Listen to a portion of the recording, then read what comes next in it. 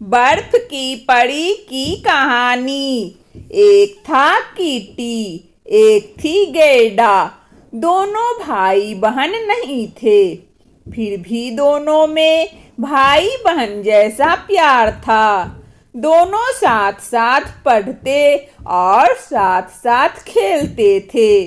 दोनों एक दूसरे को बहुत प्यार करते थे। दोनों एक बहुत बड़े घनी आबादी वाले शहर में रहते थे। शहर की आबादी इतनी घनी थी कि लोगों को छोटे छोटे मकानों में रहना पड़ता था। मकान इतने छोटे छोटे थे कि वे अपनी इच्छानुसार घर में एक छोटा सा बगीचा तक नहीं लगा सकते थे। कीटी और गेरडा के मकान आसपास बने हुए थे, इतने पास पास कि दोनों खिड़कियां पार करके एक दूसरे के घर में आ जा सकते थे।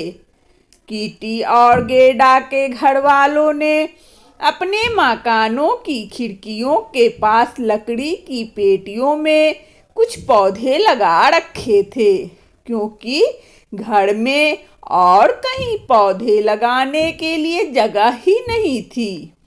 मकान बहुत छोटे छोटे जो थे। लकड़ी की पेटियों में लगे पौधों में कुछ पौधे गुलाब के भी थे। कीटी की दादी कभी कभी दोनों को बर्फ की परी की कहानियां सुनाया करती थी। वे दोनों दादी की कहानियां बड़े चाव और दिलचस्पी के साथ सुना करते थे। सर्दियों के दिनों में जब बर्फ पड़ने लगती थी तो उन खिड़कियों पर भी बर्फ की मोटी परत जम जाती थी, जहां से कीटी और गेरडा एक दूसरे के साथ मिलने आते थे। तब उनके सामने बड़ी समस्या खड़ी हो जाती थी। वे एक दूसरे से मिल भी नहीं पाते थे, लेकिन उन्होंने इसका एक रास्ता निकाल लिया था। वे अंगीठी में एक सिक्का खूब गर्म करते थे, फिर उसे खिड़की में लगी बर्फ पर चिपका देते थे। इससे बर्फ पिघल पिघल कर वहां एक सुराख बन जाता था और इसी सुराख में से झांक कर दोनों एक दूसरे को देख लिया करते थे। कीटी एक दिन उसी प्रकार बनाए गए सुराख से उस पार देख रहा था। उस समय पौधों की पेटियों पर बर्फ गिर रही थी। तभी उसकी नजर बर्फ के एक गोले पर पड़ी। वह उस गोले की ओर देखता रहा। गोले का आकार बढ़ता जा रहा था। देखते ही देखते वह बर्फ का गोला बर्फ का एक बहुत बड़ा ढेर बन गया। कीटी देखता रहा। तभी उसे बर्फ के उस ढेर पर एक सुंदर राजकुमारी बैठी नजर आई। वह सितारों का मुकुट पहने हुई थी। वह बिल्कुल वैसी ही थी जैसी कि उसकी दादी कहानियों में सुनाया करती थी। कहानियों में बर्फ की परी ठीक ऐसी ही होती थी। कीटी उसकी ओर देखता ही रह गया। फिर उसने देखा कि बर्फ की परी उसे अपने पास बुलाने का संकेत कर रही थी। कीटी डर गया। वह डरकर खिड़की से नीचे उतर आया।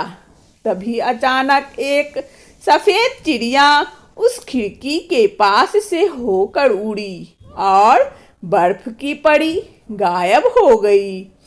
इस घटना को कई दिन बीत गए थे। एक दिन कीटी गेरडा के पास बैठा हुआ एक किताब के पन्ने पलट रहा था। वे दोनों इस किताब में बने जंगली जानवरों तथा पक्षियों के सुंदर सुंदर चित्र देख रहे थे। उन्हें इस तरह चित्रों को देखना बड़ा अच्छा लग रहा था कि तभी कहीं दूर से गिरजाघर के घंटे ने 12 बजाए। उसी समय कीटी की आंख में कोई चीज गिर गई। वह आंख मलने लगा। उसके सीने में दर्द भी होने लगा। उसने गेड़ा को बताया, मेरी आंख में कुछ गिर गया है, मेरे सीने में दर्द भी हो रहा है। गेड़ा ने उसकी आंखों में खूब गौर से देखा ताकि उसकी आंख में जो भी गिरा हो उसे निकाल सके, लेकिन गेड़ा को उसकी आंखों में कुछ भी नजर नहीं आया। वे फिर से उस किताब के पन्ने पलटते हुए उसके चित्र देखने में व्यस्त हो गए। अचानक गेड़ा किसी बात पर हंसने लगी। सुंदर तो वह थी ही, लेकिन हंसते हुए तो वह और भी सुंदर लग रही थी। लेकिन कीटी ने उसकी ओर देखते हुए कहा, ओह गेड़ा, तुम्हारा चेहरा कितना भद्दा लगता है और तुम रो क्यों रही हो? गेड़ा ने हैरत से उसकी ओर देखा। मैं रो कहाँ रही हूँ? उसने हैरत से कहा तो कीटी उससे झगड़ने लगा। फिर कीटी ने कहा, देखो ये गुलाब के पौधे कितने भद्दे लग रहे हैं। ऐसा कहकर उसने पौधों की पेटी को ठोकर मारी और पौधों पर लगे खूबसूरत फूलों को नोचने लगा। ओह कीटी, गेड़ा चिल्लाई, यह क्या हो रहा है? यह तुम क्या कर रहे हो? देखो यह फूल कितने सुंदर लग रहे थे, तुमने इन्हें नोच डाला। लेकिन इसके बाद भी वह फूलों को नोचता रहा। गेड़ा ने उसे रोकने की कोशिश की तो कीटी ने उसे धक्का मारकर गिरा दिया और वहां से भाग गया। गेड़ा आश्चर्यचकित रह गई। उसकी समझ में नहीं आ रहा था कि कीटी को आखिर क्या हो गया है।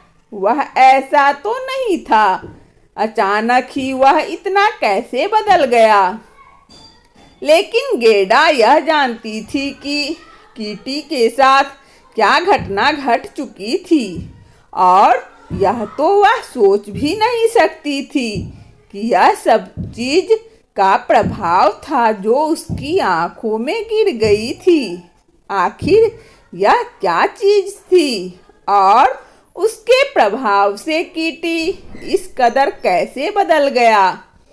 इस कहानी को आगे बढ़ाने से पहले उसी रहस्यमय चीज के बारे में जानना ज़्यादा ठीक रहेगा, क्योंकि यह कहानी तभी समझ में आ सकती है, लेकिन इसके पीछे भी एक कहानी है। बहुत पुरानी बात है, उतनी ही पुरानी जितनी गेड़ा और कीटी की कहानी। एक जादूगर था। वह जादूगर बड़ा दुष्ट था, पूरा राक्षस था। लोगों को सताने में उसे बड़ा मजा आता था। दूसरों को वह मजाक में चिढ़ाया करता था। दूसरों को तंग करने का कोई भी मौका वह हाथ से जाने नहीं देता था। एक बार उसने एक दर्पण तैयार किया। उस दुष्ट जादूगर का वह दर्पण भी जादुई था। उसमें सब कुछ उल्टा नजर आता था। यदि कोई सुंदर व्यक्ति उस दर्पण में देखता तो उसमें वह बहुत ही भद्दा और बदसूरत नजर आता।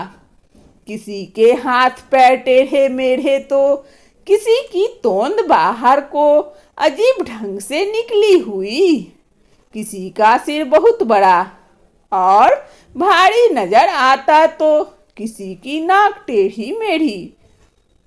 हाँ, कुरूप आदमी उसमें बहुत सुंदर नजर आता था।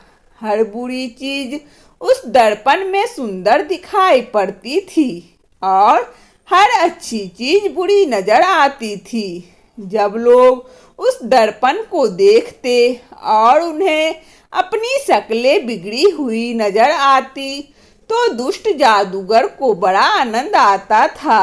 वह खूब हंसता था। उस दुष्ट जादूगर ने अपने बहुत सारे शिष्य बना लिए थे।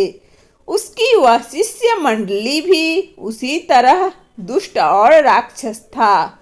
वे लोग उस जादुई दर्पण को लेकर घूमते और लोगों को उनकी शक्लें दिखाया करते थे।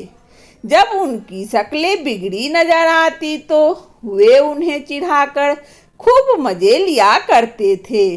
एक बार उस दुष्ट जादूगर की शिष्य मंडली को एक नई शरारत सूझी। उन्होंने सुन रखा था कि स्वर्ग के देवता और अप्सराएं बहुत सुंदर होते हैं और उन्हें अपनी सुंदरता पर बड़ा घमंड है। जादूगर की शिष्य मंडली ने सोचा कि क्यों न देवताओं व अप्सराओं को इसी जादुई दर्पण में उनकी शक्लें दिखाई जाए, ताकि अपनी बदली हुई शक्लें देखकर उनका घमंड चूर चूर हो जाए और वे उनका मजाक उड़ाए तथा उन्हें चिढ़ाकर आनंद ले। यही सोचकर वे उस दर्पण को लेकर जादू के जोर से स्वर्ग पहुंचने के इरादे से आसमान में उड़ने लगे। ऊंचे और ऊंचे वे उड़ते चले ही गए।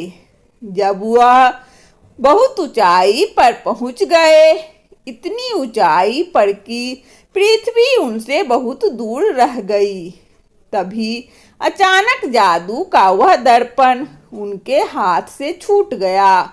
उनके हाथ से छूटते ही वह दर्पण टुकड़े टुकड़े होकर बिखर गया।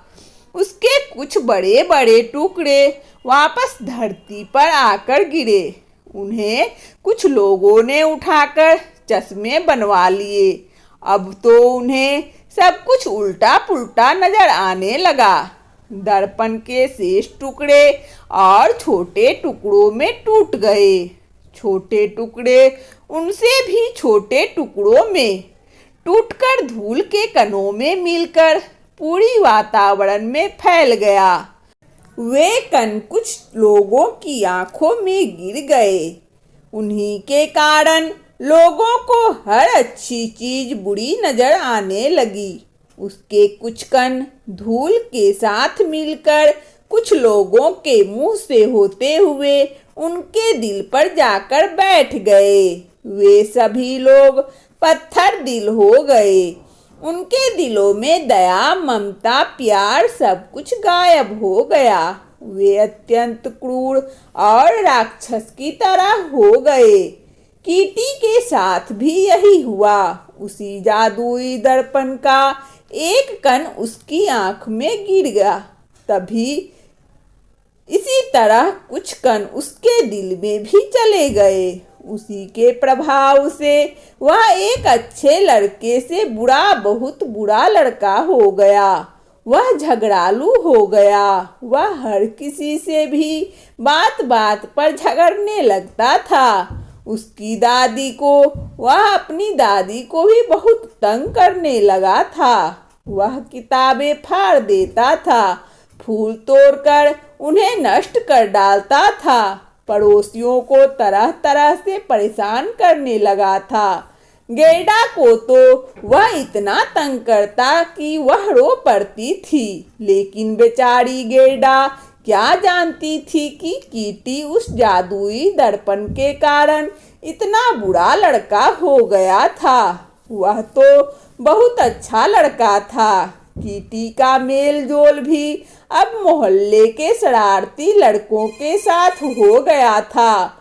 वह उन्हीं के साथ खेलता कूदता रहता था। उसे अपनी पढ़ाई लिखाई की जरा भी परवाह नहीं रहती थी। वंदना स्टोरी चैनल में इस कहानी को सुनने के लिए आप सभी श्रोताओं को बहुत बहुत धन्यवाद। यदि हमारा कहानी अच्छा लगा हो तो कृपया लाइक और सब्सक्राइब अवश्य करें, ताकि नोटिफिकेशन सबसे पहले आपको मिले। धन्यवाद।